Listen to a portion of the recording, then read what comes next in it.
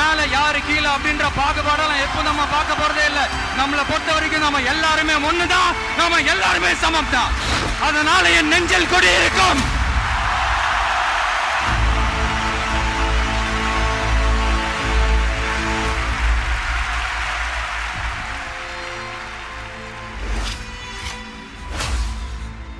ஒரு மனிதரை சுற்றி எத்தனை எத்தனை கேள்விகள், அத்தனை கேள்விகளுக்குமான பதில் இந்த ஆவணப்படம். சரித்திரத்தில் உண்மைகள் இருக்கும். இது முழுக்க முழுக்க ஒரு உண்மை சரித்திரம். தற்கால தமிழ்நாட்டின் ஒரு மாபெரும் அரசியல் எழுச்சியின் கதை. இது ஒரு வரலாறு, வெறும் வாழ்க்கை வரலாறு அல்ல. கோடிக்கணக்கான மக்களின் வாழ்க்கையை மாற்றப் போகிற மனிதரின் வாகை வரலாறு. மாற்று அரசியல் என்ற பெயரில் செய்யும் ஏமாற்று அரசியல் மத்தியில் உண்மையான ஒரு மாற்று அரசியலை முன்னெடுக்கும் மனிதரின் வரலாறு. எத்தனையோ சக்திகள் இருக்கின்ற போதும் அத்தனை சக்திகளையும் தாண்டி மக்கள் சக்தி துணையோடு இந்த தமிழ் நிலப்பரப்பில் வெல்ல போகிற முதன்மை சக்தியாக வரப்போகிற மா மனிதரின் மகத்தான வரலாறு.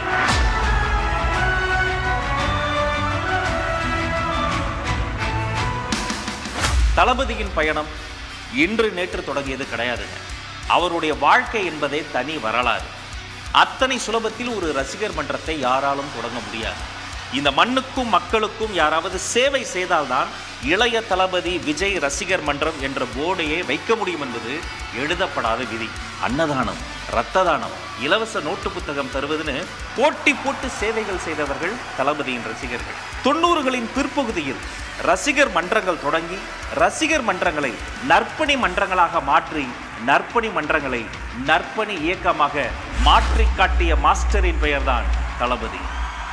எல்லோரும் பிறந்த நாள் அன்று கோயிலுக்கு போவார்கள். தளபதியோ மருத்துவமனைக்கு போய்விடுவார்.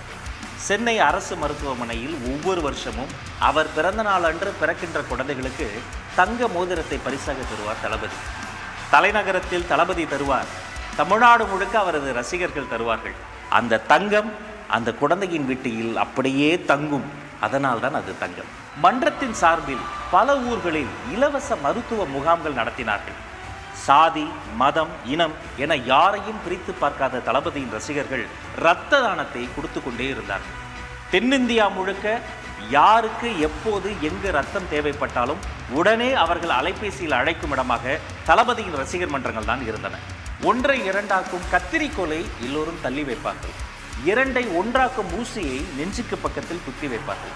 அப்படி எல்லோரையும் ஒன்றாக்கிய தளபதி எத்தனையோ ஏழைகளுக்கு இலவசமாக தையல் மிஷன்களை வாங்கி கொடுத்தார். சுனாமி, குஜராத் பூகம்பம் போன்ற பேரிடர் காலங்களில் உதவிக்கரம் நீட்டினார் தளபதி. அதோடு உண்டியலை ஏந்தி தெரு தெருவாக அலைந்தார் தளபதி. அதை பார்த்து லட்சக்கணக்கான ரசிகர்களும் களத்தில் இறங்கினார்கள். களத்தில் இறங்கி உதவி செய்வது தளபதியின் டிஎன்ஏவிலேயே இருக்கிறது. 2004ஆம் ஆண்டு கும்பகோண தீ விபத்தில் பிஞ்சு குழந்தைகள் கருகி போயின. மடியில் வைத்து மகிழ்ந்த குருத்துகளை இழந்து விட்டோமே என்று தவித்து போனார் தளபதி. இனி இப்படி ஒரு விபத்து நிகழ்ந்து விடக்கூடாது. எதில் வேண்டுமானால் விளையாடுங்கள், குழந்தைகளின் பாதுகாப்பு விஷயத்தில் விளையாடாதீர்கள். இது ஒரு எழுகை மணி என்று காத்திரமான எழுத்துகளால் ஆத்திரமான அறிக்கையை வெளியிட்டார் தளபதி. உணவு உண்ணும் ஒவ்வொருவரும் கொண்டாடும் ஒரு விழா பொங்கல் திருவிழா. அதை ஒட்டி இந்திய அரசு வெளியிட்ட சிறப்பு தபால் தலை. 2006ஆம் ஆண்டு அதை வெளியிட்டது அன்றைய பிரதமர்.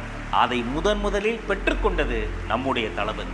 இஸ்திரி போடும் தொழிலாளியின் வயிற்றில் சுருக்கங்கள் என்ற ஒரு ஹைக்கூ கவிதை இருக்கிறது. ஒரு இஸ்திரி பெட்டி என்பது பல பேர் குடும்பத்தையே மாற்றக்கூடியது. அந்த இஸ்திரி பெட்டியில் தொடங்கி மிதிவண்டியில் இருந்து மாற்றுத்திறனாளிகளை சமூகத்தின் மாற்றும் திறனாளியாக மாற்றக்கூடிய முச்சக்கர வண்டிகளில் இருந்து நோட்டு புத்தகத்தில் இருந்து அரிசி பருப்பில் இருந்து எத்தனையோ உதவிகளை தாராளமாய் கிள்ளி அள்ளி அள்ளி கொடுத்தவர் தான் நம்முடைய தலைவர் தளபதி. தொடர்ச்சியான சமூக சேவைகளின் பின்னர் மன்றம் இயக்கமாக மாறியது.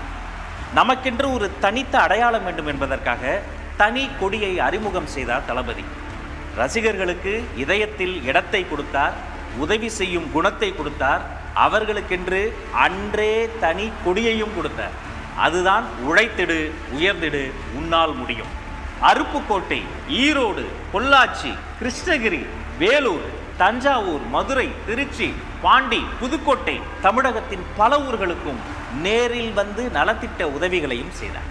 ஹீரோவா ஜீரோவா என்ற விழிப்புணர்வு காணொளியில் நடித்து கல்வி சார்ந்த முன்னெடுப்பிற்கு உறுதுணையாக நின்றார். மைதானத்தில் மட்டுமல்ல, படிப்பிலும் கில்லியாக இருக்க வேண்டும் என்று பள்ளி கல்வி முக்கியத்துவத்தை மாணவர்களுக்கு சொல்லிக் கொடுத்தார். 2008ஆம் ஆண்டு காலத்தின் கருப்பு பக்கங்கள்.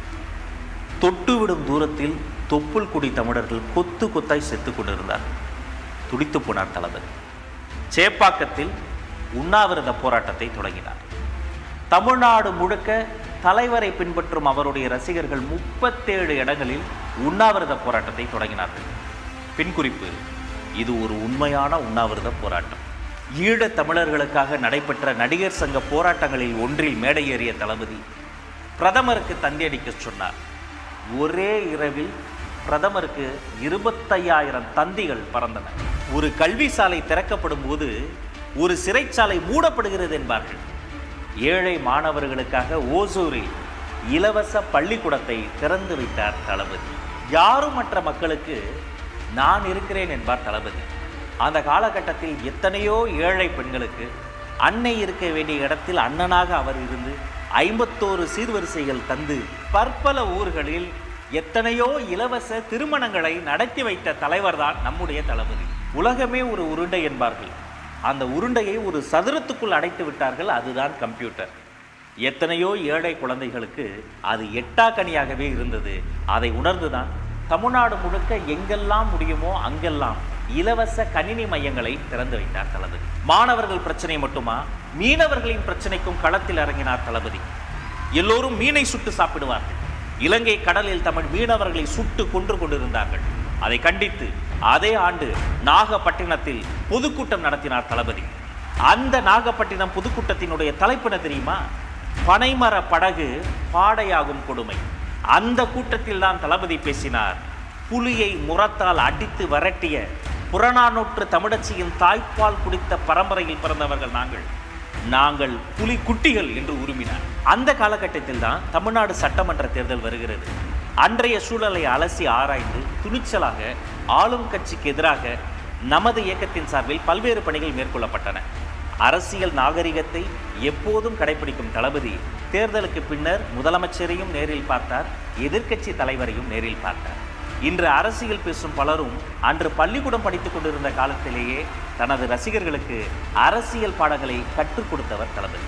அடுத்து சேலத்தில் இயக்கத்தின் பொதுக்கூட்டம். அங்கு பேசும்போது முக்கியமான ஒரு செய்தியை சொன்னார் தளபதி. நான் மருத்துவமனைக்கு போய் மோதிரம் போடுவது பெரிய விஷயம் இல்லை. என் ரசிகர்கள், நீங்கள் மருத்துவமனைகளுக்கு சென்று மோதிரம் தருகிறீர்களே, இது ரொம்ப பெரிய விஷயம். இத்தனை நாட்கள் உங்களால் நான் வளர்ந்தேன், இனி என்னால் நீங்கள் வளர்வீர்கள் என்று அன்றே சொன்னார் தளபதி. ஒரு பக்கம் படப்பிடிப்பு, இன்னொரு பக்கம் நலத்திட்ட உதவிகள் என்று தொடர்ந்து செயல்பட்டு கொண்டே இருந்தார் தளபதி. தானே புயலால் பாதிக்கப்பட்ட கடலூருக்கு நேரில் வந்து நிவாரண உதவிகளை செய்தார். தமிழ்நாட்டின் பல ஊர்களுக்கும் நேரில் சென்று மக்களை சந்திப்பது தளபதியினுடைய பழக்கம். மதுரைக்கு சென்று வேலாயுதம் படத்தின் பாடல் வெளியீட்டில் பங்கேற்றார். அன்றே கூடிய கூட்டத்தை பார்த்து திக்குமுக்காடி போனது காவல்துறை. நெஞ்சில் குடியிருக்கும்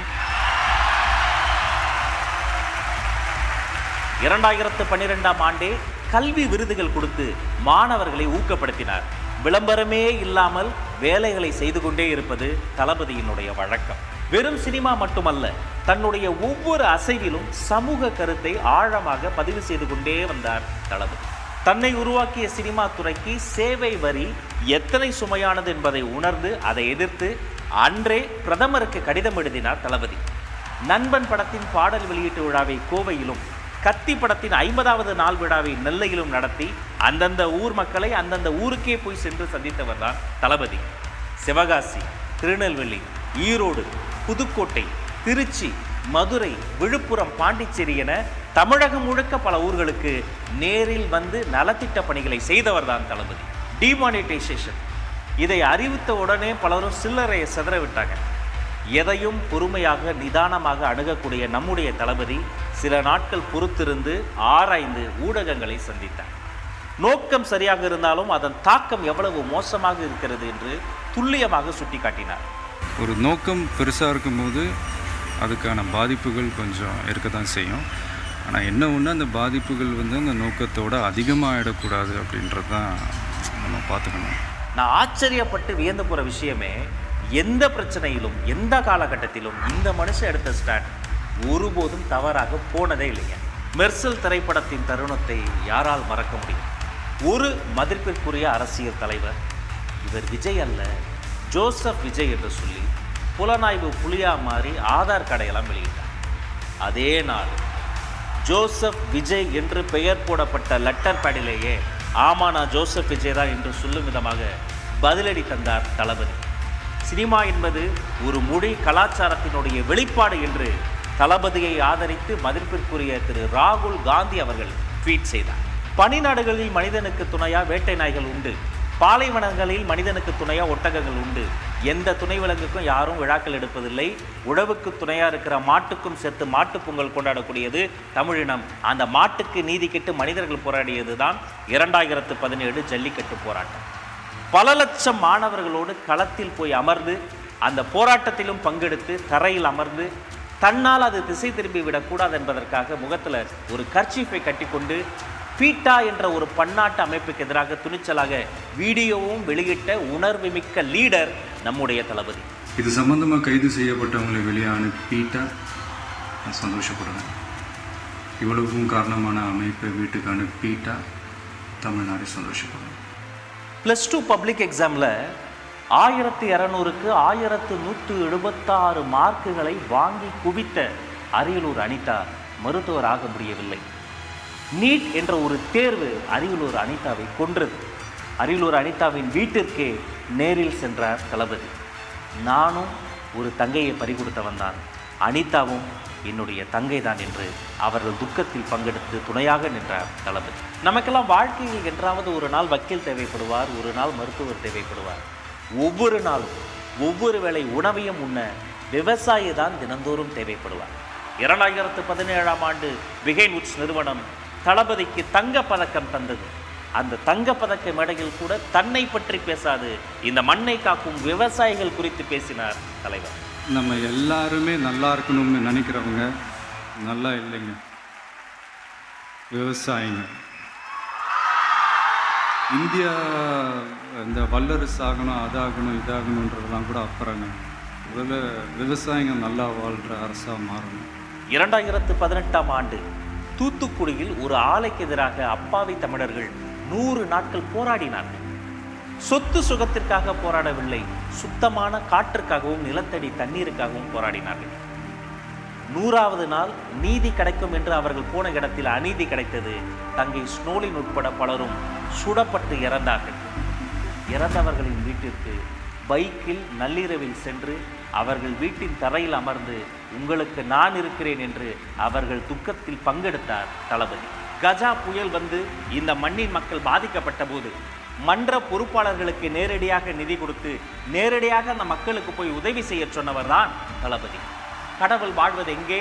சக மனிதன் மீது நாம் காட்டக்கூடிய கருணையில் வாழ்கிறார். 2019ஆம் ஆண்டு சர்க்கார் பட பாடல் வெளியீட்டு விழா. அந்த மேடையில் தளபதி பேசியது தலைப்பு செய்தியாய் மாறியது. முதலமைச்சரானா நீங்க என்ன பண்ணுவீங்க? நிஜத்துல முதலமைச்சரா நடிக்க மாட்டேன். டிஜிட்டல் பேனர் சரிந்து விழுந்து சுபஸ்ரீ என்ற மாணவி அகால மரணம் அடைந்தார். பிகில் திரைப்படத்தின் பாடல் வெளியீட்டு விழாவில் இதை சுட்டிக்காட்டி பேசி கவனக்குறைவாக இருக்கக்கூடாது என்பதை துணிச்சலாக பேசி தன்னுடைய படவிழா மேடைகளை கூட சமூக பிரச்சனைகளின் மீது வெளிச்சம் வீசும் சமூக மேடைகளாக மாற்றி காட்டியவர் தான் தளபதி. சுபஸ்ரீயோட அந்த இழப்பு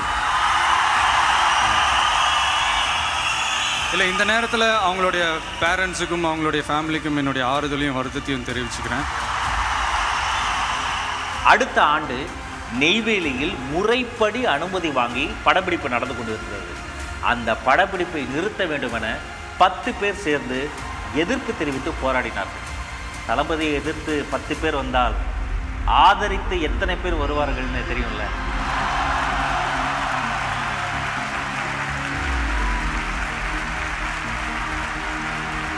எதிர்ப்புகளாலும் விமர்சனங்களாலும் மேலும் மேலும் வளர்ந்த ஒரு இயக்கம் விஜய் மக்கள் இயக்கம்.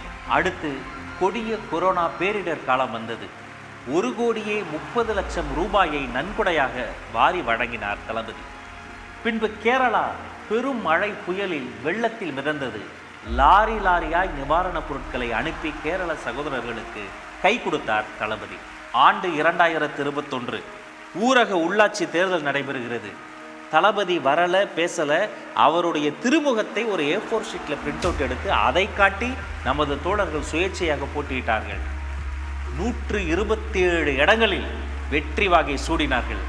அந்த வெற்றியாளர்கள் புகைப்படம் எடுக்கிற போது கூட வென்ற அவர்களை நடுவில் உட்கார வச்சுட்டு ஓரமாக போய் அமர்ந்த உத்தமர் நம்முடைய தளபதி. அதன் பின்னர் தான் சட்டமன்ற தேர்தல் வந்தது. வாக்களிக்க சைக்கிளில் போனார் தளபதி. ஒரு சைக்கிள் பயணம் இந்தியாவின் தலைப்பு செய்தியாய் மாறியது. ஒவ்வொரு கட்சியும் அவருடைய பெயரை சொல்லி தங்களுக்கு விளம்பரம் தேடிக்கொண்டார்கள். ஆனால் விளம்பரத்தில் அல்ல, களத்தில் கவனம் செலுத்தினார் தளபதி. தன்னை நம்பிய ரசிகர்களை ஒவ்வொரு காலகட்டத்திலும் சரியாக முறையாக அரசியல்படுத்திக் கொண்டே வந்தார். அதை கவனிக்க தவறியது அடுத்தவர்களின் அறியாமை. ஒரு தவறு நடந்த பிறகு தண்டனை தருபவர் அல்ல தலைவர், தவறே நடக்காமல் தடுப்பவர் தான் நல்ல தலைவர். புதுக்கோட்டையிலும் பெரம்பலூரிலும் துப்பாக்கி சூடு பயிற்சி தளத்தில் நடந்த விபத்தை சுட்டிக்காட்டி அதுபோல் இனிமேல் நடக்காமல் தடுக்க வேண்டும் என்றார் தளபதி. புதுக்கோட்டை மாவட்டத்தில் பசுமலைப்பட்டி அப்படின்ற ஒரு இடத்துல புகழேந்தின ஒரு பையன், ஒரு 11 இயர்ஸ் இருக்கும். அந்த துப்பாக்கி சுடும் அந்த பயிற்சி தளங்கள் இருக்குல்ல, அதில் ஒன் ஆஃப் த ஒரு ட்ரைனிங் செஷனில் அந்த குண்டு வந்து தவறாக அந்த பையன் மேலே பட்டு அந்த பையன் வந்து இறந்து போயிட்டாப்புல. அதுக்கப்புறம் அந்த பயிற்சி தளத்தை மூடிட்டாங்க. அந்த பையனோட ஃபேமிலிக்கு நிவாரணம்லாம் கொடுத்தாங்க. அதில் உண்மையிலே பாராட்டுக்குரிய ஒரு விஷயம்தான். அதுக்கப்புறம் கூட பெரம்பலூர் சைடில் கூட அதே மாதிரி ஒரு இன்சிடென்ட் கூட நடந்தது. பட் நல்லவேளை அங்கே உயிர் சேதம் எதுவும் நடக்கல. சொல்கிறேன், இந்த மாதிரி விஷயத்துக்குலாம் அதுக்கான காரணங்கள் என்னென்னு கண்டுபிடிச்சிட்டு அது கொஞ்சம் முன்கூட்டி எதாவது மாற்றி பண்ணால் நல்லாயிருக்கும். இலவச சட்ட ஆலோசனை மையம், ரொட்டிப்பால் முட்டை திட்டம், குருதியகம், விடியகம், பயிலகம், நூலகம், விலையில்லா விருந்தகம், விலையில்லா வீடு கட்டித்தரும் திட்டம், இப்படி ஒரு அரசாங்கம் செய்ய வேண்டிய வேலைகளை ஒரு தனி மனிதர் சத்தம் இல்லாமல் செய்து கொண்டே இருக்கிறார். அவர்தான் தளபதி.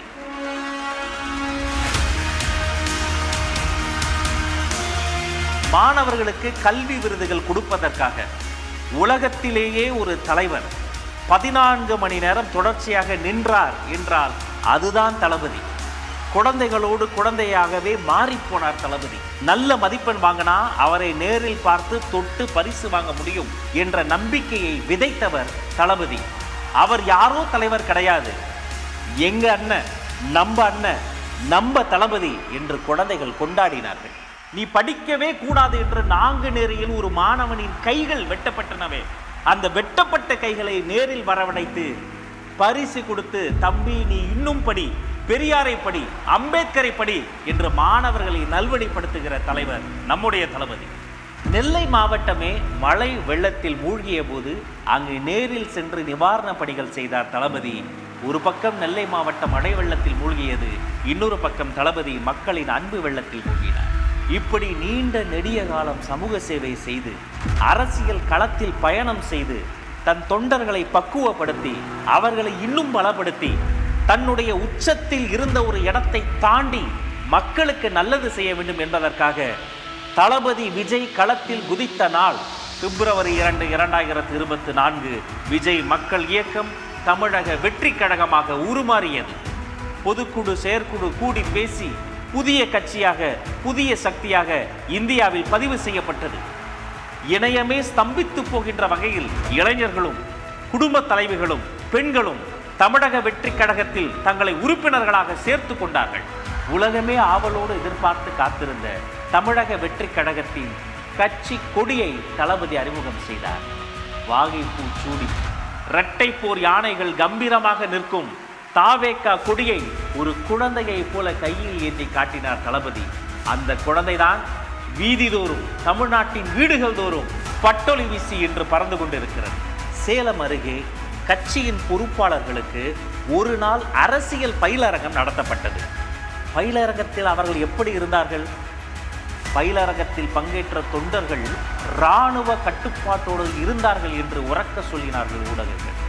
புதுச்சேரி சிறுமிக்கு நடந்த பாலியல் வன்கொடுமை முதல் ஒன்றிய அரசின் பட்ஜெட் நிறைக்குறைகள் வரை பேசினார். கள்ளக்குறிச்சியில் கள்ளச்சாராயத்தால் அப்பாவி மக்கள் கொத்து கொத்தாய் செத்து உயிருக்கு போராடிய களத்திற்கே நேரில் வந்து பார்த்து ஆறுதல் கூறினார். சிங்கத்தின் குகைக்கே சென்று சிங்கத்தை சந்திப்பதைப் போல தந்தை பெரியாரின் பிறந்த நாள் அன்று பெரியார் திடலுக்கே சத்தமில்லாமல் சென்று பெரியார் சிலைக்கு மரியாதை செய்தார் தளபதி. நமது முதல் மாநில மாநாடு, கழகத்தின் கொள்கை திருவிழா, 50 கொள்கை தலைவர்களை அறிவித்து அரசியல் உலகத்தை அதிர வைத்தார் தளபதி. தமிழ் நிலப்பரப்பில் பெண் தலைவர்களை கொள்கை தலைவர்களாக பிரகடனம் செய்து வந்த ஒரே கட்சி தமிழக வெற்றி கழகம். காசு கொடுத்து பிரியாணி கொடுத்து கூடிய கூட்டம் அல்ல, அன்பு கொடுத்த தளபதிக்காக லட்சக்கணக்கில் திரண்ட கூட்டம். This is a mass gathering, not for cash, but for a good cause. வெறும் மேடையில் இருந்தல்ல, இதயத்தில் இருந்து பேசினார் தளபதி. இதயங்களோடு பேசினார் தளபதி. அந்த மேடை பேச்சை பார்த்து பல அரசியல் கூடாரங்களுக்கு குளிர் ஜுரமே வந்துவிட்டது. அரசியல் வரலாற்றை புரட்டி போட்ட வெற்றி சாலை விக்கிரவாண்டியின் வி சாலை. அந்த விக்கிரவாண்டி வி சாலையில் தளபதி ஏற்றிய வெற்றி கொடி இன்றும் கம்பீரமாய் பறந்து கொண்டே இருக்கிறது. எனக்கு தெரிந்து ஒரு அரசியல் கட்சி கொடி அங்கு பறக்கிறது. ஆனால் அந்த பக்கத்தை கடந்து போகிற பொதுமக்கள், பாமர மக்கள் அங்கு நின்று ரசித்து ஒரு புகைப்படத்தை எடுத்து செல்கிறார்கள் என்று சொன்னால் அந்த கொடி விக்கிரவாண்டியில் மட்டுமல்ல, தமிழக மக்களின் இதயங்களில் பறந்து கொண்டிருக்கிறது. ஒரு நல்ல தலைமை பண்பு என்பது தவறை சுட்டி காட்டுவது மட்டுமல்ல, தக்க சமயத்தில் மக்களை அரவணைப்பது. உலக வரலாற்றிலேயே ஒரு அரசியல் கட்சியினுடைய மாநாட்டிற்கு 1000 அழுத்தங்களுக்கு மத்தியில் நிலம் கொடுத்த விவசாய பெருமக்களை நேரில் அழைத்து அவர்களுக்கு நன்றி சொன்ன நன்றி உணர்வுள்ள ஒரே தலைவர் நம்முடைய தலைவர். அடுத்த மேடை அம்பேத்கரின் அதிரடி மேடை. எல்லோருக்கும் அம்பேத்கர் புத்தக வெளியீட்டு விழாவில் தளபதி மேடை ஏறினார். மணிப்பூரின் கொடுமைகளை குறித்தும் இந்த மனிதர் பேசினார். வேங்கை வயல் என்னும் வேதனை வயலை குறித்தும் இந்த மனிதர் பேசினார். ஒன்றிய அரசுக்கு எதிராகவும் தமிழ்நாடு அரசுக்கு எதிராகவும் சமூக நீதியை பேசினார். இன்னைக்கு மணிப்பூர்ல என்ன நடக்குதுன்னு நம்ம எல்லாருக்குமே தெரியும். சரி, அங்கதான் அந்த அரசு அப்படி இருக்குன்னா இங்க இருக்கிற அரசு எப்படி இருக்கு? இங்க நம்ம தமிழ்நாட்டுல வேங்கை வயல்னு ஒரு ஊர்ல என்ன நடந்துச்சுன்னு நம்ம எல்லாருக்குமே தெரியும். சமூக நீதி பேசுற இங்க இருக்கிற அரசு அதுக்கு எந்த விதமான ஒரு நடவடிக்கை எடுத்த மாதிரியே எனக்கு தெரியலையே. நீங்க உங்களோட சுயநலனுக்காக பல வழிகளில் பாதுகாத்து வரும் உங்கள் கூட்டணி கணக்குகள் அனைத்தும் 2026 மக்களை மைனஸ் ஆக்கி விடுவார்கள். பெஞ்சால் புயலால் பொதுமக்கள் பாதிக்கப்பட அவர்களை நேரில் போய் பார்த்தால் தன்னை பார்க்க பெரும் கூட்டம் வந்து பாதிப்பு அதிகமாகும் என உணர்ந்து தன்மேல் படி வந்தாலும் பரவாயில்லை என்று நேரில் போகாமல் பாதிக்கப்பட்டவர்களை நேரில் வரவழைத்து நிவாரண உதவிகளை செய்தவர் தான் தளபதி. நீங்கள் எத்தனை விமானங்களை கூட உருவாக்க முடியும், ஆனால் ஆற்று நீர் பாசனத்தை நீங்கள் நினைத்தால் கூட உருவாக்க முடியாது. நீர்நிலைகளை, விவசாய நிலங்களை, மண்ணை மலடாக்கும் பரந்தூர் விமான நிலையத்திற்கு எதிர்ப்பு தெரிவித்து களத்திற்கே வந்தார் தளபதி. சொந்த நாட்டு மக்களை ஒரு கட்சி தலைவர் பார்க்க வருவதற்கு எத்தனை தொல்லைகள் கொடுத்தார்கள். அத்தனை தொல்லைகளையும் தாண்டி குரலற்றவர்களின் குரலாக ஓங்கி ஒலித்தார் தளபதி. நீங்க உங்களோட வசதிக்காக அவங்களோட நிக்கிறதும் அவங்களோட நிக்காம இருக்கிறதும், நாடகம் ஆடுறதும் நாடகம் ஆடாம இருக்கிறதும், அது சரி, நம்புற மாதிரியே நாடகம் ஆடுறதுல தான் நீங்க கில்லாடிங்களாச்சு. இந்த பிரச்சனையில நான் உங்களோட உறுதியா நிற்பேன். அண்ணா பல்கலைக்கழக மாணவிக்கு நடந்த கொடுமை கொடூரமானது. படிக்க வரும் பெண்களுக்கு பயம் வந்தது. அச்சம் வேண்டாம், அண்ணன் நான் இருக்கிறேன் என்று தமிழ்நாட்டின் சிங்க பெண்களுக்கு தன் கைப்பட கடிதம் எழுதினார் தளபதி. தமிழக வெற்றி கழகத்தின் மகளிர் அணி தோழர்கள் தமிழகம் முழுவதும் அந்த கடிதத்தை கொடுத்தார்கள். கொடுக்க கூடாது என்று பயமுறுத்தினார்கள், அச்சம் ஊட்டினார்கள், கொடுத்தவர்களை கைது செய்தார்கள். மனிதாபிமானம் இல்லாமல் அடைத்து வைக்கப்பட்ட நமது மகளிர் அணி தோழர்களுக்காக தானும் முன்வந்து கைதாகி அவர்களோடு நின்றார் பொதுச் செயலாளர் அண்ணன் ஆனந்த். தமிழகமே பரபரப்பானது. நமது படைபலத்தை நன்கு உணர்ந்தவர்கள் அன்றே அனைவரையும் விடுதலை செய்தார்கள். சீர்குலைந்துள்ள சட்டம் ஒழுங்கு, பெண்களினுடைய பாதுகாப்பை அனைத்து இடத்திலும் உறுதி செய்வது, தரப்படாமல் இருக்கிற தமிழ்நாட்டிற்கு தேவைப்படுகிற புயல் நிவாரணத்தை முழுமையாக தருவது உள்ளிட்ட கோரிக்கைகளை வலியுறுத்தி கவர்னர் மாளிகைக்கே சென்று மனு கொடுத்தார் நம்முடைய தலைவர். தளபதி அவர்கள் இந்தியாவின் அனைத்து முக்கிய தலைவர்களையும் நேரில் சந்தித்தவர். அன்றைய பிரதமர் மன்மோகன் சிங்கையும் சந்தித்தவர், இன்றைய பிரதமர் நரேந்திர மோடி அவர்களையும் சந்தித்தவர். எதிர்க்கட்சி தலைவர் ராகுல் காந்தியை சந்தித்து நட்பு பாராட்டியவர். தென்னிந்தியாவின் முக்கிய முதலமைச்சர்கள், எதிர்க்கட்சி தலைவர்கள், அனைத்து கட்சி தலைவர்களையும் நேரில் பார்த்து நட்பு பாராட்டிய அரசியல் நாகரிகத்தின் உச்சம் தலைவர் தளபதி. ஜனநாயக முறையில் எங்களை நம்பி பதவிகளை அல்ல பொறுப்புகளை கொடுத்தார் எங்கள் ஜனநாயகன். மன்ற நிர்வாகி, மருத்துவர், மாற்றுத்திறனாளி, ஆட்டோ ஓட்டுநர் என அனைவரும் மாவட்ட செயலாளராக இருக்கக்கூடிய ஒரே கட்சி தமிழக வெற்றி கழகம். இது ஓராண்டின் நிறைவல்ல, இன்னும் வரப்போகும் 100 ஆண்டு வரலாற்றின் தொடக்கம். நேற்று வந்தவர் அல்ல, காலம் காலமாய் களப்பணி செய்தவரின் வாழ்க்கை. ஊர் ஊராய் அலைந்து மக்கள் நல பணிகளை செய்தவரின் உண்மையான வரலாறு. குரலற்றவர்களின் குரலாக ஒலித்தவரின் கொள்கை கூட்டம். கோடிக்கணக்கான மக்களுக்கு நன்மை செய்தவருக்காக கோடிக்கணக்கில் தொண்டர்கள் திரண்டிருக்கும் கொள்கை குடும்பம். இது வெறும் ஆவணப்படம் அல்ல, சத்தமில்லாமல் சாதனைகள் செய்த தளபதி விஜய் என்னும் சரித்திரம்.